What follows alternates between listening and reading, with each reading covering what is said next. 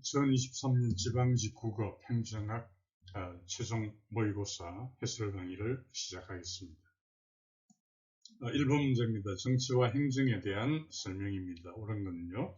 가부터 보면요. 정치는 가치 개입적 행위 맞고요. 행정은 가치 중립적 행위. 가 지문은 옳은 지문이 되겠습니다. 마에 보면 정치는 효율성 확보가 아니죠. 정치는 민주성 확보고 그에 비해서 행정이 효율성 확보가 되겠습니다. 나 지문은 틀린 지문이 됩니다. 다에 보면 정치 행정의 이원론입니다. 우드로우 윌슨이죠. 그러니까 정치의 개입으로부터 독자적이고 자유로운 그런 행정 영역을 강조했다. 그게 맞는 지문이 되겠습니다. 다에 보면 발전행정론에 대한 설명인데요. 이 발전행정론은 60년대에 출연을 했고요.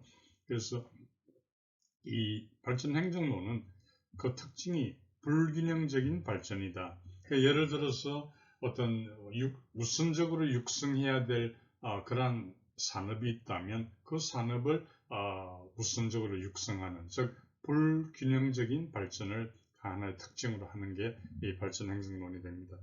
따라서 만약에 지문 중에 여러분들이 접하는 지문 중에 발전행정론은 균형 성장에 크게 기여했다, 이렇게 지문이 나오면 틀린 지문이 되는 거예요. 그러니까 불균형적인 발전을 강조했다, 기억하시기 바라고요.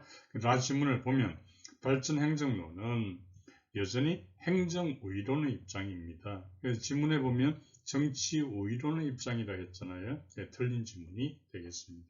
그 다음에 말을 보시면 허버트 사이먼 등의 그 행태주의 학자들, 이 행태주의 학자들은 행정의 정책 결정 기능을 인정을 하고 있어요. 그런 점에서 기존의 이원론하고 구분된다. 맞는 지문이 됩니다. 따라서 옳은 것은 가, 다, 마.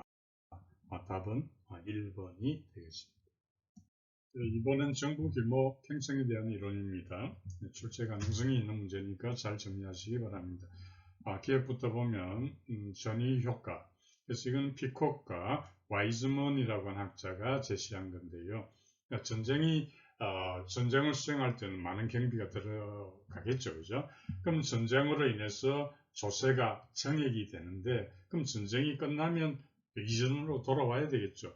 그러나 위기가 끝난 후에도 줄어들지 않고 또 새로운 사업에 이용하는 이런 것을 전이 효과라고 합니다. 따라서 지문 내용을 보면은 사회 혼란기에 공공지출이 상향이 되어서 민간지출이 공공지출을 대체한, 거꾸로 되어 있죠.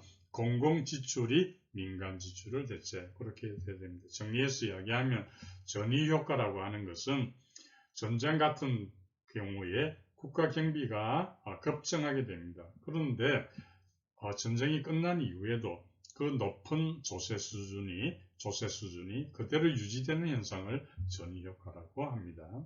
기억 지문은 틀린 지문이고요. 연에 보면 바그너 법칙입니다. 바그너 법칙을 읽어보면 1인당 국민소득이 증가할 때 공공부문의 상대적 크기가 증대, 맞는 지문이 되겠습니다. 여기서 유의해야 될 게 뭐냐면 공공재 수요의 소득 탄력성이라는 걸 생각하셔야 되는데요. 공공재 수요의 소득 탄력성, 이 소득이 늘어나면서 공공재에 대한 수요가 더 커진다는 이야기죠. 따라서 바그너의 법칙 지문은 맞는 지문이 되겠습니다. 이것에 보면 예산 극대화 가설인데요. 이스카넨의 가설이 되겠습니다. 이스카넨이라고 하는 학자의 가설입니다. 그러니까 예산 극대화 가설을 읽어보면 관료들이 권력의 극대화를 위해서 자기 부서의 예산 극대화를 추구한다. 맞는 이야기죠. 자기 부서가 많은 예산을 확보하게 되면 자기 부서의 힘이 더 커지게 대외적인 그런 과시도 할 수 있고 그렇지 않습니까? 그래서 실증적인 연구 결과는 2배의 과잉 생산이 이루어지더라. 사회적 적정량보다 2배의 과잉 생산, 2배도 기억하시기 바랍니다. 리얼에 보면, 그래서 맞는 질문이고요. 리얼에 보면 파킨슨 법칙입니다. 이거는 영국의 해군성을 대상으로 해서 관찰이 된 건데요. 군함의 숫자가 줄어들면도 불구하고 그 군함을 관리하는 인원은 또 늘어나는 그런 현상을 가리켜 파킨슨 법칙. 그래서 리얼 지문은 맞는 지문이 되겠습니다. 미음에 보면 버몰 효과 별표 2개 하시고요. 잘 정리하시기 바랍니다.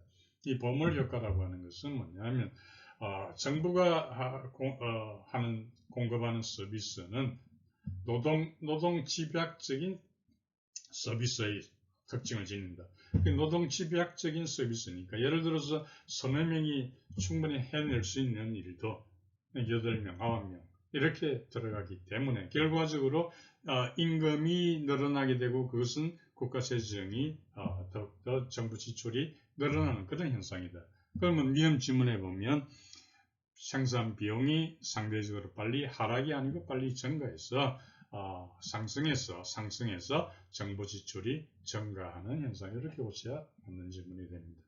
따라서 옳은 것은 니은, 디귿, 리얼 답은 3번이 되겠습니다. 3번은 공익에 대한 설명입니다. 기억부터 보면 실체설에 의하면 공익은 사익의 단순한 총합이 아니다. 예, 맞는 지문이 되겠습니다.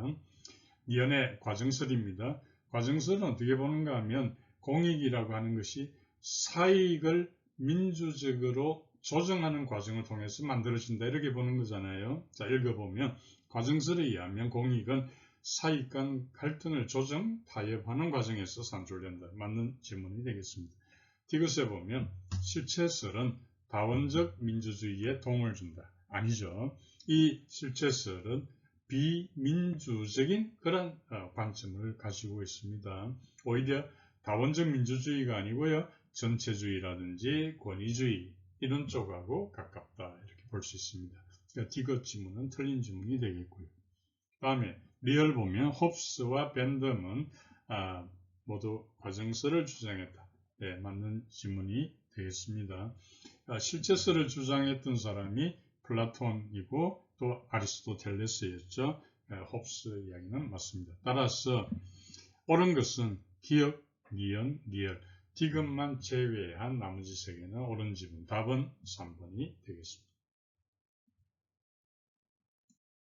4번은 예산 원칙에 대한 문제인데요. 만약에 이 문제를 여러분들 중에 풀어보시고 정확히 이해가 안 됐다면 전반적인 예산 원칙에 대해서 새로이 정리를 하실 필요가 있다. 이렇게 말씀드립니다. 자, 문제 설명해 드립니다.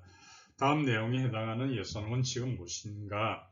100만원 징수하는데 5만원 징수 비용이 들었네요. 95만원인데 이 경우에도 100만원을 보고를 하고 5만원은 나중에 사후적으로 보상받는 방식을 채택해야 한다. 95만원만 이전시켜서는 안 된다. 여기에 해당하는 원칙이 무엇인가요? 자, 1번의 동일성 원칙입니다. 동일성 원칙은 특정 세입하고 특정 세출을 연계시키지 말라는 것이죠. 그래서 특정 세입하고 특정 세출을 연계시키지 마라. 이게 통일성 원칙이고 여기에 예외에 해당하는 것도 기억을 하셔야 되는데 특별회계, 그리고 기금, 그리고 수입대체경비, 마지막 목적세 요 네 가지를 기억하실 필요가 있습니다. 두 번째 명료성의 원칙은 분명하게 해야 된다는 거고요. 세 번째 완전성의 원칙이 있는데 이 완전성의 원칙을 우리가 예산 총계주의라고 합니다. 예산 총계주의라고도 합니다. 그래서 완전성 원칙의 내용이 뭘까요? 이것은 모든 세입과 세출은 예산에 계상되어야 한다는 것입니다. 그러니까 이 말은 뭐냐면 중간에 징수 비용이라든지 하는 중간 경비를 상계를 해서는 안 된다. 달리 이야기하면 순계 예산을 사용해서는 안 된다. 이게 완전성 원칙이 됩니다. 이렇게 하는 이유가 뭘까요? 그것은 특정 경비를 은폐하려고 하는 것 또는 누락시키려고 하는 것 이런 것들을 방지하기 위한 목적이 있다. 그래서 완전성 원칙의 예외에 해당하는 것이 뭐냐면 전대 차관이 있고요. 그 다음에 수입 대체 경비가 있고요. 그리고 현물 출자 이런 것들을 기억하실 필요가 있습니다. 거기에서 전대 차관이 뭐였죠? 이것은 정부가 빌리는 사람이 되는 거예요. 차주가 되어서 외화 자금을 차입해 들어오는 것을 전대 차관이라고 합니다. 또 수입 대체 경비라고 하는 것은 초과 수입에 관련되는 경비에 지출이 가능하다. 수입 대체 경비가 되겠고요. 또 현물 출자라고 하는 것은 뭐냐면 부동산 등으로 부동산 등의 그 금전 위에의 그러한 재산에 의한 출자를 현물 출자라고 합니다. 그래서 이런 내용들을 기억하시는데요. 4번 문제 보면 다음 내용에 해당하는 예산 원칙에서 그 내용은 답은 3번 완전성의 원칙이 되겠습니다. 다시 한번 정리하면요. 통일성 원칙하고 완전성 원칙을 여러분들이 혼동을 해서는 안 됩니다. 통일성 원칙은 뭐냐? 특정 세입하고 특정 세출을 연계시키지 말라는 거예요. 완전성, 그에 비해서 완전성 원칙은 뭐냐면 예산 총계주의의 입장에서는 거예요. 모든 세입과 세출은 예산에 계산해라. 까지는 엄밀하게 다른 겁니다. 그래서 4번 문제의 답은 3번 완전성의 원칙이고요. 4번의 한정성 원칙은 세 가지가 있었죠. 그죠? 한정성 원칙. 그래서 이 문제의 답은 3번 완전성 원칙이 되겠습니다. 그래서 이 4번 문제 정확히 이해가 안 되시는 분들은 꼭 그 예산 원칙에 대한 재정리가 필요하다. 그렇게 강조해서 말씀드립니다. 5번 문제는 그 지방세에 관한 거고요. 우리가 지방직 시험에 대비하기 때문에 5번 문제 같은 것은 반드시 잘 정리를 하시고 이해를 하셔야 됩니다. 자, 5번에 보면 특별시, 광역시 보통세하고 도의 보통세에 공통적으로 속하는 세목 모두 골라라. 그래서 뭐 잘 아시겠지만 도세가 있고요. 또 특별시, 광역시세가 있는데 그게 다 보통세와 목축세로 구분되는 건 아시죠? 목축세부터 먼저 보면 간단하니까요. 목축세는 두 가지 같습니다. 지방교육세하고 지역자원 시설세. 지방교육세와 지역자원 시설세 이 두 가지가 다 목축세인데요. 도세와 특별시세가 있습니다. 근데 문제를 보시면 특별시의 그 보통세하고 도의 보통세니까 이제는 보통세를 봐야 되겠죠. 도세에 해당하는 보통세가 네 가지가 있습니다. 취득세, 등록면허세, 지방소비세, 레저세 요 네 가지가 있고요. 그래서 보통 우리가 취등비례 이렇게 하죠. 취득세의 취, 등록면허세의 등, 지방소비세의 비, 레저세의 레, 취등비례 해서 도세의 보통세 네 가지입니다. 일단 그렇게 기억하시고요. 특별시세는 좀 많아요. 전부 7가지가 되는데 한번 보시면 담배소비세, 또 지방소비세, 취득세, 그리고 지방소득세, 자동차세, 주민세, 레저세 이렇게 되어 있습니다. 따라서 공통적으로 속하는 것을 보면 취득세가 공통적으로 같죠. 그 다음에 지방소비세가 같죠. 그리고 레저세. 따라서 취득세, 지방소비세, 레저세 이 세 가지가 공통적으로 속하게 됩니다. 취득세, 비업, 그 다음에 지방소비세, 리연, 레저세, 리연. 답은 리연, 리얼, 비업. 답은 3번이 되겠습니다. 6번 문제는 예산 구조에 대한 설명인데요. 만약 이 문제를 보시고 혹시 여러분 중에 명확히 이해를 잘 못했다 이런 분이 계시면 이 예산 구조에 대한 부분은 정확히 이해를 좀 더 해야 되겠다 이런 생각을 합니다. 특히 특별회계하고 기금과의 구분, 정확히 하셔야 되거든요. 제가 설명을 좀 드리겠습니다. 특별회계라고 하는 것은 뭐냐면 특별회계하고 기금이 기본적인 그 목적이 달라요. 자, 특별회계라고 하는 건 뭐냐면 특정한 목적을 위해서 세입과 세출을 별도로 관리한다, 우리 격리한다 이렇게 이야기하죠. 특정한 목적을 위해서 세입과 세출을 별도로 격리한다. 그래서 이건 어떤 경우인가 하면 한 두 가지 경우로 볼 수 있는데요. 첫 번째가 국가에서 특정한 사업을 운영하고자 할 때입니다. 특정한 사업을 운영. 두 번째는 특정한 세입으로 특정한 세출에 충당하고자 한다. 이게 바로 통일성, 아까 제가 설명드린 통일성 원칙의 예외에 해당하는 것이죠. 정리되시나요? 자, 특별회계는 특정한 목적을 위해서 세입과 세출을 별도로 격리하는 것이고요. 어떤 경우가 하면 첫 번째가 국가에서 특정한 사업을 운영하고자 할 때, 두 번째는 특정한 세입으로 특정한 세출에 충당하고자 할 때, 통일성 원칙의 예외에 해당한다. 자, 이제 기금에 대해서 보면요. 기금은 국가가 특정한 목적을 위하여 특정한 자금을 신축적으로 유지할 필요가 있을 때, 신축적 유지입니다. 필요가 있을 때 기금입니다. 그래서 제가 아까 이야기한 특별회계하고 비교를 한다면 기금도 마찬가지입니다. 통일성 원칙의 예외라는 점은 특별회계하고 기금이 같아요. 공통점이 있는 거예요. 자, 다시요.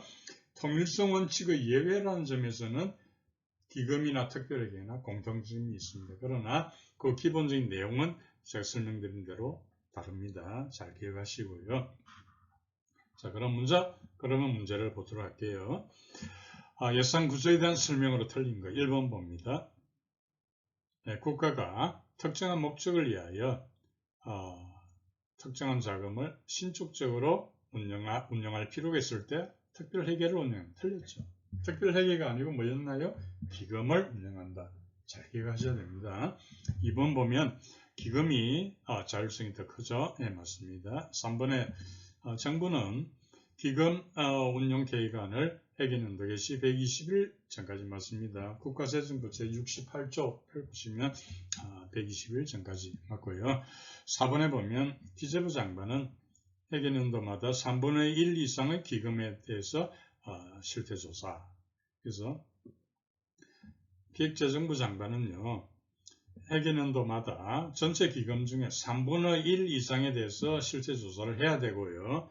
3년마다 존치 여부를 평가를 해야 됩니다. 계속 둘 건지 존치 여부를 평가해야 됩니다. 3분의 1 이상 이것도 기억하시고 3년 이것도 같이 더불어 기억하시기 바랍니다. 6번 문제는 어려운 문제는 아니지만 대단히 중요한 문제다. 특히 예산 구조에 있어서 기금하고 특별회계 간에는 명확히 구분을 하셔서 이해를 해야 된다. 그리고 기재부 장관이 3분의 1 이상 3년 이것도 같이 기억을 하셔야 되겠습니다. 7번은 민주법의 이론입니다. 이 이론에 대해서는 여러 번 강조해서 말씀드렸고요. 그림도 그려가면서 설명드렸죠. 오늘 정리를 한 번 더 할 테니까요. 잘 기억하시기 바랍니다. 5가지 형태로 구분되었죠. 기억나시죠? 최고관리청, 그 다음에 기술구조부문, 그 다음에 운영 핵심, 4번째 중간관리청, 5번째로 지원 참모, 이 5가지가 있었죠. 그죠? 그래서 해당되는 조직의 구조로서 최고관리청은 단순구조와 연결되죠. 기술구조부문은 기계적 관리제와 연결되죠. 운영 핵심은 전문적 관리제로 연결되죠. 중간관리청은 사업부제로 연결되죠. 그 다음에 지원 참모는 에드호크라시, 유동조직 이렇게 연결된다고 말씀을 드렸죠. 그러면 그 중간에 조정 기제가, 조정 메커니즘이 어떻게 되는가 하면 맨 위에 최고관리청은 이렇게 그리시죠. 최고관리청 하이픈, 그 다음에 직접 감독, 그 다음에 하이픈 단순구조. 요 세 가지를 기억하시면 됩니다. 중간에 있는 직접 감독이라는 게 조정 메커니즘을 이야기하는 거예요. 자, 정리를 하면 최고관리청 하이픈 직접 감독 하이픈 단순 구조, 이렇게 기억을 하시면 됩니다. 두 번째가 기술 구조 부문 하이픈 업무 표준화 하이픈 기계적 관료제. 세 번째 운영 핵심 하이픈 기술 표준화 하이픈 전문적 관료제. 네 번째 중간관리청 하이픈 산출물 표준화 하이픈 사업부제. 마지막 지원 참모 하이픈 상호 조정 하이픈 에드호크라시. 이렇게 기억하시면 되겠습니다. 자, 1번부터 보면요. 전략적 정점입니다. 기계적 관료제, 바로 틀렸죠. 최고관리청은 단순구조였죠. 틀리고. 두 번째 보면 이번에 핵심 운영, 운영 핵심 해도 되고 핵심 운영 이렇게 합니다. 이것은 전문적 관료제. 아까 제가 설명드린 거 맞죠? 3번의 중간 개선, 중간 관리청 이라고도 하고요. 사업부제 맞고요. 4번의 지원 참모, 에드호크라시, 유동 조직 이렇게도 됩니다. 그래서 옳지 않은 것은 1번이 되겠습니다. 8번은 이중순환고리 학습에 대한 설명입니다. 옳은 것 보겠습니다. 1번부터 보면 홀로그래픽 조직 설계를 위해 개발된 학습을 위한 학습 원칙 관련성이 높다. 맞는 지문이 되겠습니다. 이건 무슨 내용인가 하면요. 환경이 변화를 하잖아요. 환경이 변화되면 기존의 규범으로서 맞지 않는 부분도 있지 않겠습니까? 그러면 환경 변화가 있으면 지금 가지고 있는 규범이 적절한 근거가 되는가, 그 여부를 판단을 해야 되겠죠. 그 판단하는 기능은 이중고리 학습의 능력과 관련이 깊게 됩니다. 1번 보면 학습을 위한 학습 원칙과 관련성이 높다. 맞는 지문이 되겠고요. 2번에 보면 폐쇄적 조직 하에서 발생할 가능성이 높다. 아닙니다. 폐쇄적 조직은 단일 고리 학습과 관련되는 거고 틀린 지문이 되겠습니다. 3번 질문 보면 학습 효과가 바르고 국소적으로 나타난다 되어 있죠. 틀린 지문이 됩니다. 이건 단일 고리 학습하고 관련되는 거예요.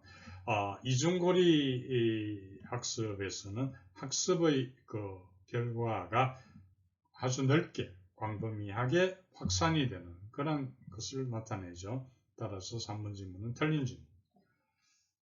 국소적으로 나타난다. 틀린 질문이 되겠습니다. 4번에 보면 기존의 운영 규범. 기존의 규범에 따라서 오류를 수정해 나간다. 이것은 단일 고리 학습이 됩니다. 이건 무슨 말인가 하면 규범은 달라지게 된다는 거예요. 이중순환고리에서는. 예를 들어서 기업의 실적이 계속 떨어진다든지 계속 이렇게 기업의 실적이 하락할 경우에는 조직의 어떤 규범이라든지 조직의 기존 정책을 변경도 해보고 수정도 하고 하지 않습니까? 따라서 그것은 기존의 규범에 따라서 수정하는 것은 아니죠. 따라서 8번 문제에 보면 1번은 맞는 지문이고요. 2번, 3번, 4번은 단일 고리 학습에 대한 설명이니까 틀린 내용이 되겠습니다. 따라서 8번 문제의 답은 1번이 됩니다. 9번은 직무 특성 이론입니다. 기억나시죠? 잠재적 동기지수. 잠재적 동기지수라 해가지고 3번의 기술 다양성 플러스 직무 정체성 플러스 직무 중요성 3분의 그렇게 올라가고요. 곱하기 자율성, 곱하기 활류. 기억나시나요? 그래서 이 잠재적 동기지수를 구하는 공식은 방금 말씀드린 대로 3분의, 앞에 세 가지는 3분의 기술 다양성 플러스 직무 정체성 플러스 직무 중요성이 됩니다. 곱하기 자율성, 곱하기 활류니까요. 그걸 보시면 앞에 세 가지는 3분의 이렇게 되니까 비중이 좀 떨어지지 않습니까? 그런데 자율성하고 활류는 온전하게 그 하나 그 자체잖아요. 중요성이 더 강하죠. 그죠? 자, 정리를 해보면 직무 특성 이론이라고 하는 것은 직무의 특성이 그 일을 하는 사람의 성장 욕구 수준하고 부합이 될 때 더욱더 긍정적이다. 요 내용이 이제 직무 특성 이론이 되는 거거든요. 그래서 3번의 앞에 세 가지 곱하기 자율성 곱하기 활류입니다. 자, 문제를 보면요. 1번에 보면 잠재적 동기지수에서 직무 중요성이 가장 중요한 역할, 아니죠. 가장 중요한 역할은 앞에 세 가지가 아니고 자율성, 활류가 됩니다. 1번은 틀린 질문이고요. 2번에 보면 허즈버그의 이 요인론보다 진일보 맞고요. 3번의 자율성은 책임감하고 연결이 되고 맞습니다. 4번에 보면 직무 특성이 성장 욕구 수준에 부합할 때 동기유발 맞고요. 옳지 않은 것은 1번이 되겠습니다. 10번은 공직분류입니다. 절대 틀려서는 안 되는 그런 문제라고 하겠습니다. 1번부터 보면요. 직무의 종류는 다르나 직렬에 대한 설명인데 이 지문은 틀린 지문이 됩니다. 직렬이라고 하는 것은 직무 종류는 유사해요. 그러나 곤란도가 다른 그런 직급의 군을 직렬이라고 합니다. 1번 지문 틀렸고요. 2번에 보면 이번 지문은 직급에 대한 설명입니다. 직급은 둘 다 유사한 거예요. 다시 말하면 직무 종류가 또 유사하고 또 곤란도도 유사한 그런 직위의 군을 직급이라고 합니다. 여러분들 여기서 유의해야 될 게 뭐냐면 직급 이렇게 출제를 한다음 직무 종류가 유사하고 곤란도도 유사한 거기까지는 맞게 출제를 하고 그 다음에 직위의 군이거든요. 직위의 군이다. 직위를 모은 게 직급이 되는 거예요. 그래서 전에도 말씀드린 위급열군, 위급열군 차례가 그렇게 되는 거예요. 위급이니까 직급은 직위의 군이다 이렇게 되는 거예요. 그걸 예를 들어서 뭐 직열의 군 이렇게 하면 틀린 지문이 되는 거예요. 그래서 잘 기억해야 될 게 많은 그런 문제라고 하겠습니다. 정리해서 다시 이야기하면 직급은 직무 종류 유사, 곤란도도 유사한 직위의 군입니다. 그리고 직급은 동일한 직급이라면 어떤 게 가능한가 하면 자격이라든지 시험이라든지 보수를 동일하게 취급할 수가 있는 거예요. 이것도 같이 기억하기 바랍니다. 예를 들어서 행정, 국업, 세무, 국업 이런 게 다 해당이 되겠습니다. 그래서 이번 지문은 또 틀린 지문이 되겠습니다. 3번에 보면 3번은 직군에 대한 설명이거든요. 직군은 여러분들 행정 직군, 기술 직군 들어보셨죠? 그 직군은 아까 제가 위급열군 했잖아요. 직군은 열이 모인 거구나. 다시 말하면 직군은 직무의 성질이 유사한 직열의 군이다. 직열의 군이다. 3번에 보면 비슷한 성격의 직열을 모은 것이 직군 맞습니다. 3번 지문이 옳고요. 4번에 보면 4번은 직류에 대한 설명입니다. 동일한 직급 내에 아닙니다. 동일한 직급이 아니고 동일한 직렬 내에서 세분화하면은 직류가 됩니다. 다시 말하면 동일한 이 직렬 내에서 세분화한 것이 직류다. 그래서 4번 지문은 틀린 지문이 되겠습니다. 자, 여기서 한 가지만 더 정리하면 등급이라는 게 나오거든요. 그 등급을 기억하셔야 되는데 이 등급은 등급하고 직무 등급이라는 게 두 구분이 돼요. 등급하고 직무 등급도 같이 구분해서 이해해야 됩니다. 등급이라고 하는 게 예를 들어 이런 거예요. 직무의 종류는 다릅니다. 직무의 종류는 다르지만 책임도가 유사해서 그런 동일 보수를 지급할 수 있는 그런 군을 등급이라고 합니다. 예를 들면 구급, 서기보 뭐 이런 게 해당이 되는 거죠. 근데 직무 등급은 뭐냐면 직무 등급은 직무의 곤란도가 유사한 그런 직위의 군이다. 직무의 곤란도가 유사한 직위의 군이다. 그러면 직무 등급에는 그 직무 종류에 대해서는 뭐 말이 없나요? 없습니다. 그 직무 등급은 직무 종류에 대한 언급은 없이 단지 직무의 곤란도가 유사한 지위의 군이다. 이렇게 직무 등급을 설명하고 있습니다. 따라서 등급하고 다르죠. 등급은 뭐냐면 직무 종류가 다르지만 책임도가 유사하다. 이런 차이가 있는 거예요. 등급하고 직무 등급은 구분해서 이해를 해야 되고요. 그래서 아까 직급, 직렬, 직군, 직료 이런 등에 대한 설명을 드렸는데 한 번 더 정리를 하겠습니다. 자, 직렬이라고 하는 것은 직무 종류 유사, 곤란도 다르다. 직급의 군이 되겠고요. 세무직렬, 시설직렬 이런 게 해당이 됩니다. 두 번째 직급이라고 하는 것은 두 가지 다 유사해요. 직무 종류 유사, 곤란도 유사하다. 그 다음에 직군은 직렬의 군이다. 직무의 성질이 유사한 직렬의 군을 직군이라고 한다. 행정직군, 기술직군. 그 다음에 4번의 직류라고 하는 것은 동일한 직급이 아니고 동일한 직렬 내에서 세분화하면 직류가 된다.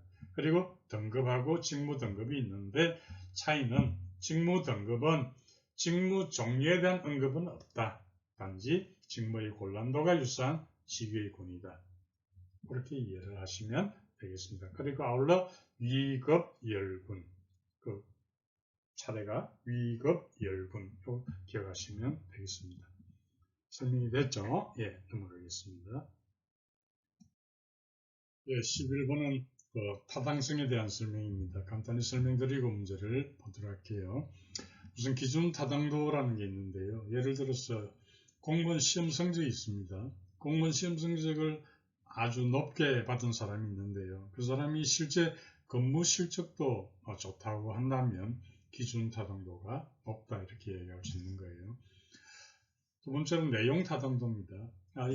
예를 들어서 어떤 비서 직원을 채용한다라고 할 때 그 테스트에서 예를 든다면 블로그 제작 기술을 평가하는 시험이 포함되어 있었다면 내용 타당도 맞잖아요. 관련성이 있으니까요.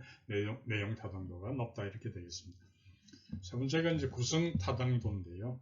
구성 타당도라고 하는 것은 시험이 이론적으로 구성한 그 능력 요소를 얼마나 정확하게 측정을 하느냐 하는 것이 구성 타당도가 됩니다.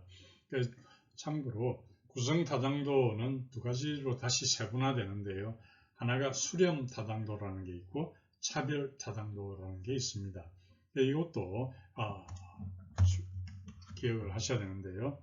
수렴 타당도라고 하는 것은 동일한 개념을 측정할 때 이렇게 이해하시면 돼요. 동일한 개념을 측정할 때 수렴을 좀 해야 되겠구나 이렇게 생각하면 연결이 되잖아요. 자, 수렴 타당도라고 하는 것은 동일한 개념을 측정하려고 할 때 서로 다른 측정 수단을 사용하더라도 측정 수단들 간에 높은 상관관계가 존재해야 한다는 것이 수렴 타당도가 되고요. 차별 타당도라고 하는 것은 차별이니까 다르다. 즉 상이한 개념을 측정할 때 동일한 측정 수단을 사용하더라도 측정값들 간의 차별성이 있어야 된다. 이 내용이 차별 타당도가 됩니다. 여러분 기억하기 쉽게 수렴 타당도라는 것은 동일한 개념 측정이구나. 왜냐? 수렴해야 되니까. 차별 타당도라는 것은 상이한 개념을 측정할 때구나. 왜? 차별적이 나야 되니까. 이렇게 해서 그 나머지 부분을 좀 암기를 하시면 좋겠습니다. 자, 문제를 보겠습니다. 자, 가에 보면 시험 성적하고 직무수행 실적 간의 관계. 자, 이것은 바로 C가 됩니다. 기준 타당도가 되고요. 나에 보면 직무수행에 필요한 능력 요소. 아까 제가 비서를 채용할 때 그 블로그 제작 기술 이야기 했잖아요. 그죠? 그 반영 정도, 즉 내용 타당도가 되겠습니다. 다에 보면 이론적으로 추정한 능력 요소와 부합되는 정도, 구성 타당도가 됩니다. 따라서 답은 2번이 되겠습니다. 12번은 비용 편입 분석에 대한 문제가 되겠습니다. 울산, 광주, 부산 지방정부가 신청을 했는데 광주시가 선정이 되었다면 이때 사용된 기준은 무엇인가? 그래서 보면요. 울산시의 경우는 비용의 현재 가치가 50입니다. 단위는 생략하고요.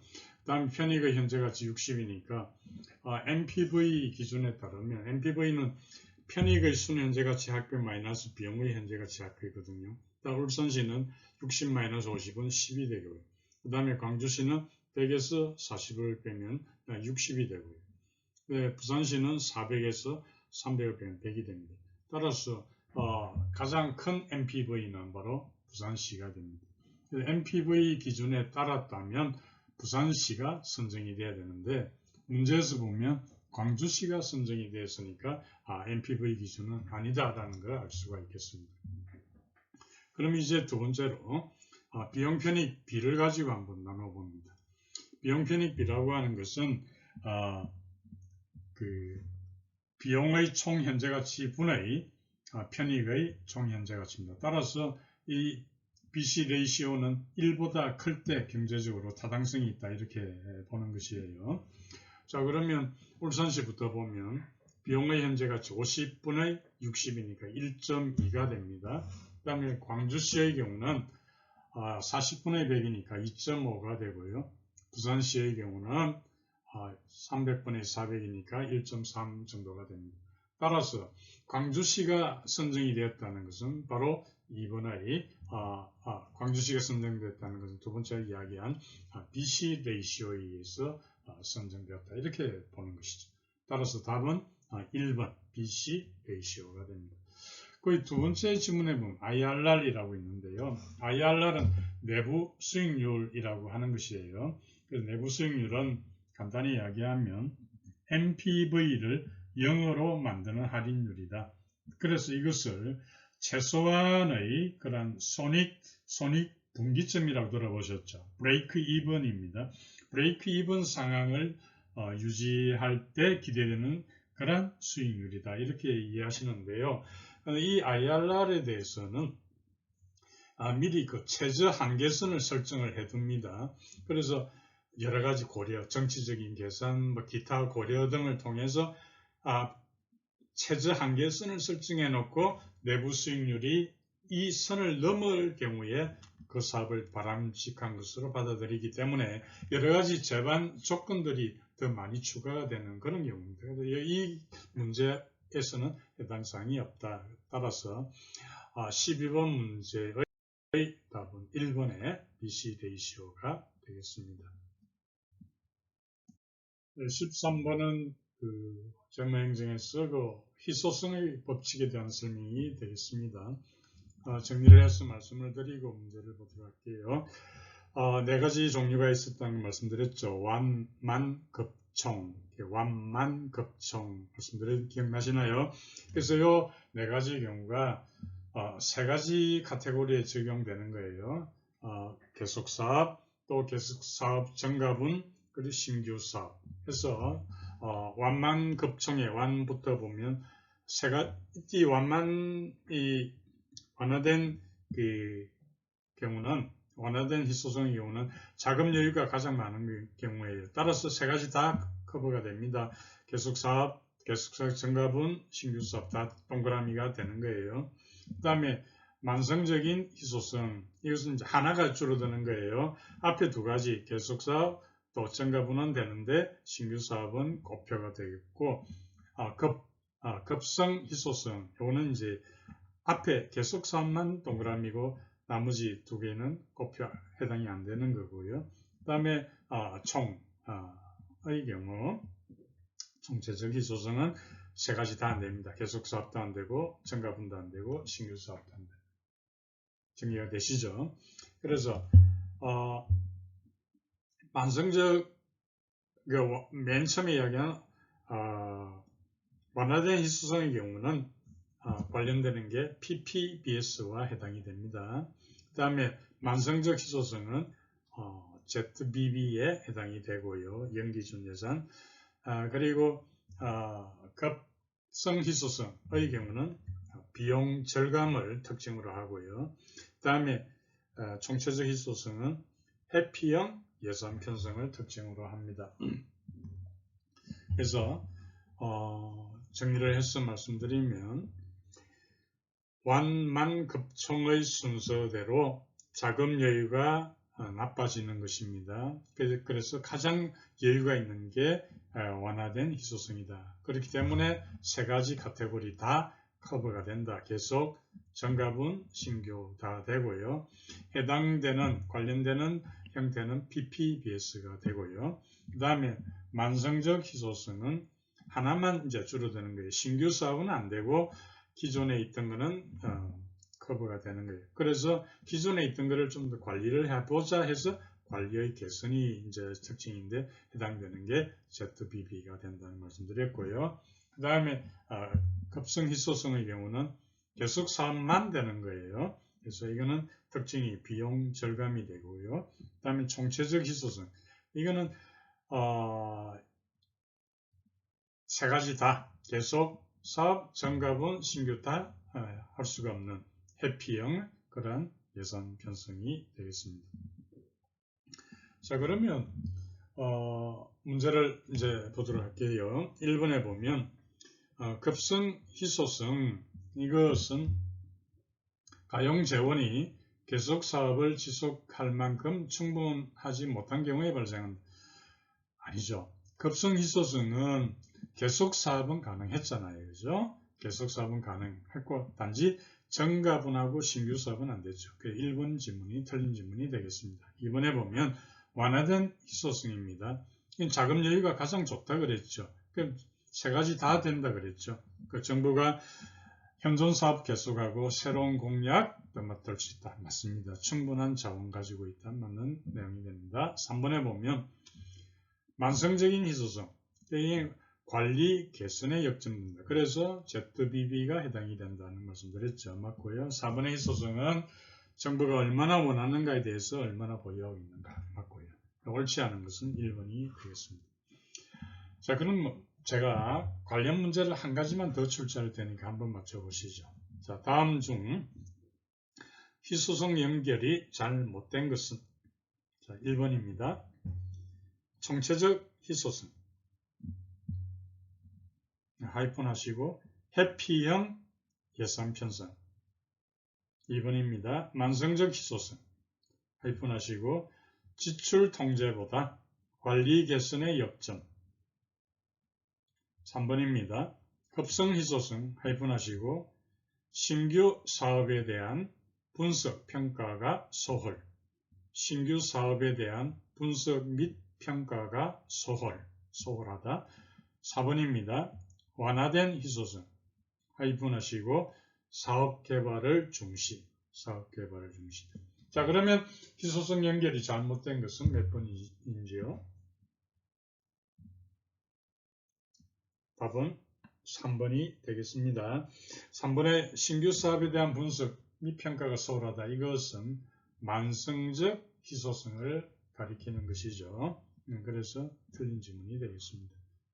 잘 정리가 되시나요? 자, 13번의 경우 옳지 않은 것은 답은 1번이 되겠습니다. 14번은 책임운영기관에 대한 설명인데 간단히 설명드리고 문제를 보도록 할게요. 이 책임운영기관은 우리나라에서 1999년 김대중 정부 때 도입이 된 것이고요. 그 원천은 영국의 The Next Steps라고 하는 프로그램이 되겠습니다. 그리고 책임운영기관의 구성원은 공무원이고요. 그리고 어떤 경우에 운영이 되는가 하면 민영화한다든지 공사화하기가 좀 어려운 곤란한 그런 공공성이 강한 분야에 대해서 책임운영기관을 운영을 하게 됩니다. 자, 그러면 1번부터 보도록 할게요. 책임운영기관에 대한 종합평가는 기재부 장관이 평가단을 구성해서 시행한다. 틀린 지문이 되겠습니다. 기재부 장관이 아니고요. 행정안전부 장관이 되겠습니다. 잘 기억하셔야 됩니다. 행정안전부 장관이 평가단을 구성해서 시행한다. 틀린 지문은 1번입니다. 2번에 보면 김대중 정부에서 도입 1999년 맞는 지문이고요. 3번에 보면 중앙 책임운영, 책임운영기관은 두 가지로 대별됩니다. 하나는 중앙 책임운영기관이 있고 그 다음에 소속 책임운영기관이 있는데 중앙 책임운영기관에 유일하게 특허청이 있습니다. 다음 4번 봅니다. 소속 책임운영기관장의 임기는 5년 범위에서 정하되 최소 2년 이상으로 해야 하며 신분은 공무원이다. 맞습니다. 거기에서 5년 5에 동그라미 치시고 최소한 2년 2에 동그라미를 치셔야 됩니다. 잘 기억하시고요. 하나 더 추가해서 말씀드리면 그 공무원들의 정원에 대해서 총정원의 그 한도를 정한 게 있거든요. 그래서 이걸 기억하셔야 되는데 소속 운영기관의 공무원 총정원 한도를 정하는 것은 대통령령입니다. 대통령령. 총정원입니다. 총정원 한도는 대통령령인데 종류별 계급별 정원이 있습니다. 종류별 계급별 정원은 대통령령이 아니고요. 총리령 또는 부령입니다. 총리령 또는 부령이 되겠습니다. 그 다음에 세 번째가 직급별 정원이 있습니다. 직급별 정원은 어디에서 정하는가 하면 기본 운영 규정에서 정합니다. 기본 운영 규정. 이 세 가지를 기억하셔야 됩니다. 공무원의 정원에 대해서 첫 번째, 소속 운영기관의 그 총정원 한도는 대통령령으로. 두 번째, 공무원의 종류별 계급별 정원은 총리령 또는 부령으로. 세 번째, 직급별 정원은 기본 운영 규정으로 정한다. 기억하시면 좋겠습니다. 14번에 틀린 것은 답은 1번입니다. 기재부 장관이 아니고 행안부 장관이 되겠습니다. 15번입니다. 지방공기업입니다. 지방직 시험인 걸 감안하면 이런 지방공기업 이런 부분도 여러분들께서 잘 정리를 하시기 바랍니다. 지방공기업에 대한 설명 맞지 않는 것 1번부터 봅니다. 지방공사는 법인으로 한다. 맞습니다. 법 규정에 공사는 법인으로 한다 되어 있습니다. 맞고요. 이번에 보면 지방공사는 지방자치단체 외의자가 출자를 할 수 있지만 지방공사 자본금의 3분의 1을 넘지 못한다. 틀린 지문이 되거든요. 꼭 기억을 하시기 바랍니다. 3분의 1이 아니고요. 2분의 1이 되겠습니다. 정리해서 말씀드리면 자본금의 2분의 1을 넘지 않은 범위에서 지방자치단체 이외의 자가 출자를 할 수 있다. 이렇게 되어 있습니다. 자본금 2분의 1입니다. 꼭 기억하시기 바랍니다. 세 번째 보면 3번은 지방공단입니다. 지방공사 따로 있고 지방공단입니다. 지방공단은 지방자치단체가 전액 자본금 출자를 한다. 그렇습니다. 지방공단의 자본금은 지방자치단체가 전액 출자를 합니다. 4번에 보면 지방직영기업의 직원은 공무원 신분을 유지한다. 맞습니다. 지방직영기업이 하고 지방공사는 그 신분이 좀 다른데 차이가 있는데요. 지방직영기업은 공무원입니다. 공무원인데 지방공사의 경우는 임원들의 경우는 준공무원이고요. 직원들의 경우는 회사원입니다. 다릅니다. 지방직영기업하고 지방공사는 다르다. 그 4번 지문에 지방직영기업의 직원은 공무원 신분 유지 맞습니다. 따라서 옳지 않은 것은 2번이 되겠습니다. 3분의 1이 아닙니다. 2분의 1이 되겠습니다. 16번은 지방채에 대한 설명입니다. 1번부터 봅니다. 지방자치단체 조합은 발행할 수 없다. 아닙니다. 지방자치단체의 장이나 지방자치단체 조합은 지방채 발행할 수가 있습니다. 다시 한번요. 지방자치단체의 장 그리고 지방자치단체 조합은 지방채를 발행할 수 있습니다. 1번 질문 틀렸고요. 2번에 보면 이미 발행한 지방채 차환을 위해서 지방채를 발행할 수 없다. 아닙니다. 발행할 수 있습니다. 지방채를 발행할 수 있는 경우를 4가지로 압축해서 보면 첫 번째가 사업비 경비 충당의 경우고요. 두 번째가 재해 예방 및 복구 사업이 해당이 되고요. 세 번째가 천재지변으로 인해서 세입에 결함이 있을 때 그 결함을 메꿔야 되지 않겠습니까? 세입 결함을 보존할 때 필요하고요. 가능하고요. 네 번째가 바로 지방체의 차환이 할 때 가능합니다. 이미 발행했던 것을 갖기 위해서 재발행하는 거죠. 그 지방체 차환의 경우에도 가능합니다. 따라서 이번 질문에 차환을 위해서 발행할 수 없다. 틀린 질문이 되겠습니다. 3번에 보면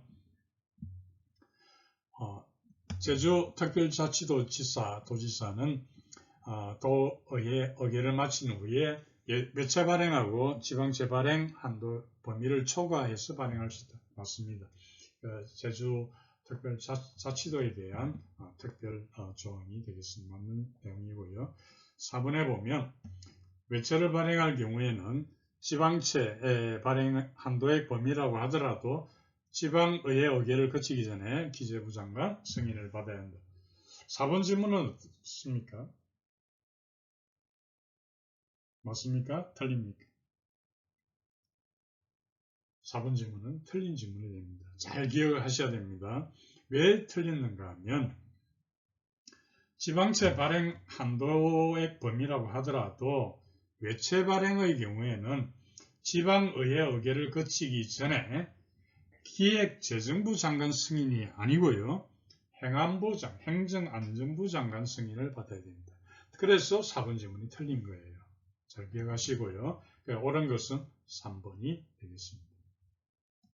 17번은 사바티어의 옹호연합모형하고 관련 없는 거다. 그래서 간단히 말씀드리면 이 ACF라고 하는 이 모형은 상향적인 접근 방법하고 하향적인 접근 방법을 통합한 거다. 이렇게 이해하시면 됩니다. 양접근법을 통합한 그런 것으로 이해하시면 되고요. 1번에 보면 그래서 상향적 접근 방법을 채택도 하고 그 다음에 여러 가지 사회 경제적 또는 법적인 수단이 어떻게 제한하는가 하향적인 접근 방법도 결합한 통합적인 방법 1번 지문은 맞고요. 2번에 보면 그 체제 안에는 여러 지지연합이 있거든요. 그 지지연합들 간의 어떤 갈등과 타협 과정을 강조하는 맞습니다. 세 번째가 갈등이 생기려면 브로커가 나서서 중개한다. 맞고요. 4번에 보면 완전한 상향적인 방법 아닙니다. 상향 하향의 통합이다. 따라서 관계없는 것은 4번이 되겠습니다.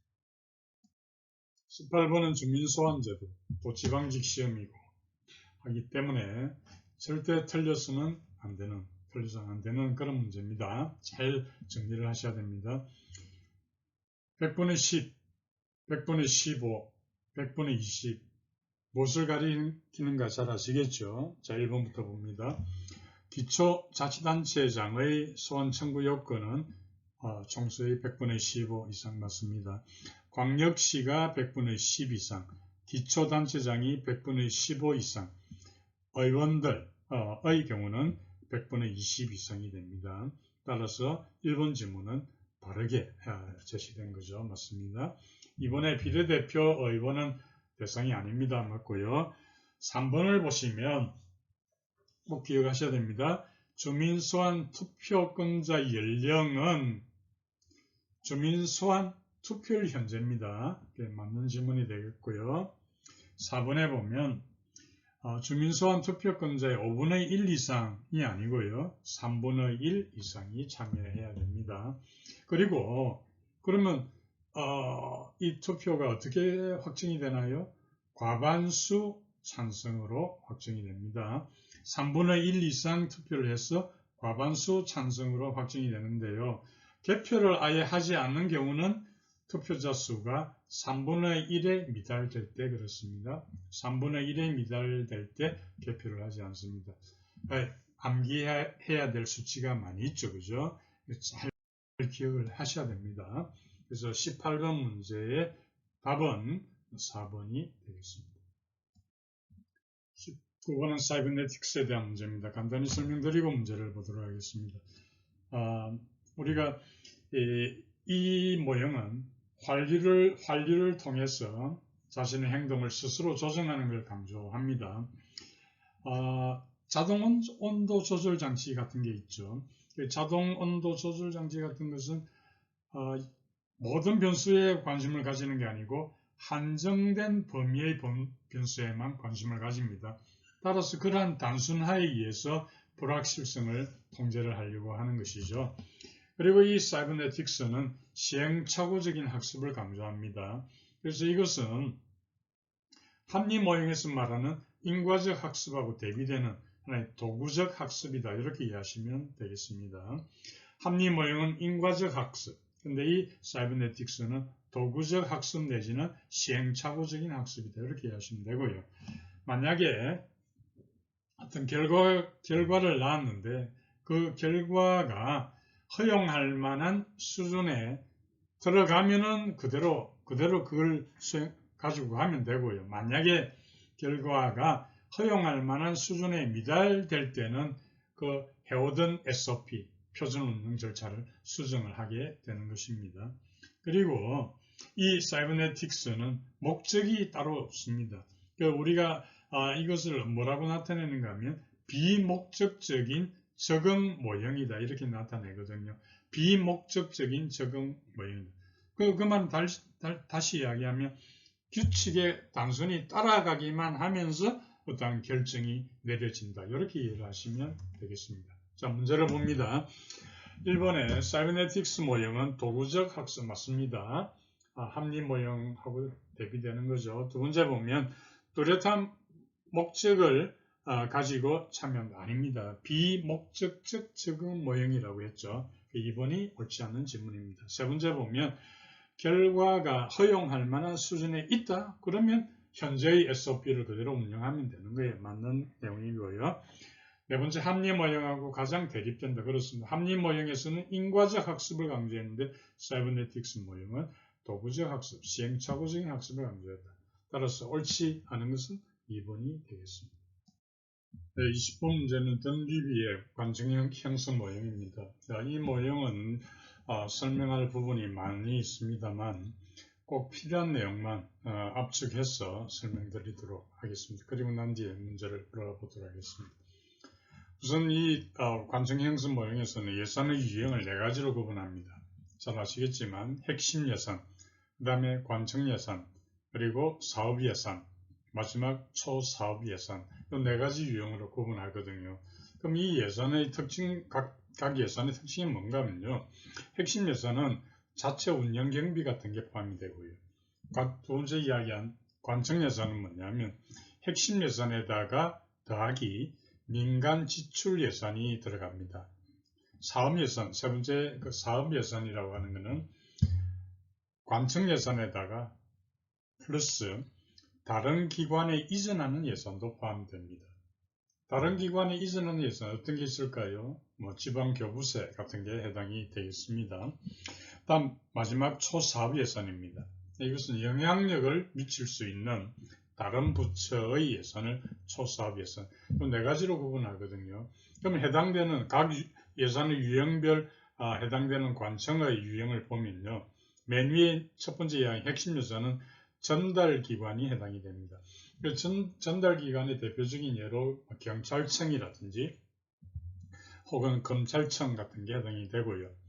두 번째 말씀드린 관청예산은 해당되는 관청 유형이 이전기관입니다. 이전기관. 아까 제가 민간 지출 예산을 포함한다 그랬잖아요. 즉 기업에 대한 보조금 지급 같은 게 여기에 해당이 되겠습니다. 세 번째가 사업예산입니다. 사업예산은 아까 제가 다른 기관에 이전한다 그랬잖아요. 이게 해당되는 관청 유형은 통제기관이라고 합니다. 통제기관이 되겠습니다. 지방교부세 같은 게 해당이 되겠죠. 마지막 초사업예산 이렇게 되고요. 그럼 각 예산 유형별로 예산 극대화 방식을 보면요. 맨 처음에 이야기한 핵심 예산은 중하위직 관료들이 관심을 가집니다. 다시 말하면 핵심 예산의 그걸 중시를 하기 때문에 핵심 예산을 중시해서 자신들이 이익을 추구한다. 예를 들어 말씀드리면 출장비 같은 거, 출장비 이런 게 다 핵심 예산, 자체 운영 경비에 포함되는 거잖아요. 그죠? 두 번째 말씀드린 관청 예산의 경우는 고위직 관료들이 관심을 가집니다. 왜 그런가 하면 아까 제가 관청 예산의 경우는 민간 지출 예산이 포함된다 그랬잖아요. 그럼 민간에 대외적으로 지출하기 때문에 외부 영향력이 더 강해지지 않겠습니까? 고위직의 입장에서 본다면. 따라서 고위직은 관청 예산을 극대화하는 데 관심을 가지게 됩니다. 이 내용들을 이해하시면 일반적인 문제는 다 해결이 되지 않을까 생각합니다. 그래서 이 내용 중에서 한 3가지 정도로 압축해서 중요한 부분, 핵심적인 내용을 말씀드리면 첫 번째가 중하위직 관료들은 핵심 예산의 증가 관심이 있다는 것, 고위직 관료들은 핵심 예산을 제외한 관청 예산의 어떤 정대, 요걸 이제 관심을 가진다는 걸 기억하시면 되겠고요. 죄송합니다. 그리고 통제기관의 경우는 아까 제가 그랬잖아요. 다른 기관에 이전하는 예산을 포함하는데 지방교부세 이런 이야기 했잖아요. 따라서 통제기관의 경우는 예산 극대화 동기가 생기지 않습니다. 예산 극대화 동기가 왜냐하면 내가 가지는 게 아니고 남한테 주는 거니까, 그죠? 그 다음에 세 번째 이제 정리하셔야 될 게 고위 관료들의 선호에 맞지 않는 기능이 있다면 그것은 지방정부나 준정부기관으로 넘기게 됩니다. 그럴 때 지방정부나 중정부기관으로 넘길 때 사용하는 방법은 민영화라든지 혹은 위탁계약 이런 걸 통해서 지방정부나 준정부기관으로 넘기게 되겠습니다. 이 정도 이해하시면 던리비의 관청형성 모형 이해가 될 거로 생각합니다. 이 던리비의 관청형성 모형은 니스카넨의 예산 극대화 모형을 비판하는 차원에서 나왔다는 것도 같이 기억하면 좋겠습니다. 자, 문제 보겠습니다. 1번에 보면 관료들의 효용은 소속기관이 통제하는 전체 예산액 중 일부분 맞습니다. 2번에 고위직 관료는 금전적 편익보다는 업무 성격 이런 걸 효용 정진 맞습니다. 3번에 합리적 관료들은 소규모 엘리트 중심이다. 그래서 정치 권력의 중심에 적합 맞습니다. 4번에 보면 통제기관인 경우는 아까 그랬죠. 통제기관은 예산 극대화 동기가 생기지 않는다. 왜냐하면 그것은 다른 기관에 이전하는 거기 때문에 자신들이 가지는 게 아니기 때문에. 그래서 4번 질문에 보면 예산을 정액하려는 성향이 높게 아닙니다. 옳지 않은 것은 답은 4번이 되겠습니다. 다시 한번 정리하면 4가지 유형이 있다. 예산의 유형, 핵심 예산, 관청 예산, 사업 예산, 초사업 예산 이렇게 기억하시면 되겠습니다. 서두에 말씀드린 대로 이번 20개 문제 중에서 A급에 속하는 문제는 3개 문제가 되겠습니다. 구체적으로 말씀드리면 12번의 비용 편익 분석 문제가 되겠습니다. MPV하고 비용 편익비에 대한 설명을 해드렸죠. 12번. 그 다음에 15번 문제가 지방 공기업에 대한 문제인데요. 조금 더 어렵게 출제가 될 수도 있고요. 그래서 지방 공기업은 특히 지방직 시험인 관계로 더욱더 여러분들이 신경을 써서 준비를 해야 될 문제가 되겠습니다. 다음 20번 문제. 던리비의 관청 형성 모형. 언제든지 출제될 가능성이 있는 중요한 문제로 생각됩니다. 12번, 15번, 20번 3개 문항을 제외한 나머지 문제는 여러분들이 충분히 그동안 준비를 해 오셨으리라 생각합니다. 특히 이번 지방직 시험에 좋은 성과 있기를 간절히 기도하겠습니다. 감사합니다.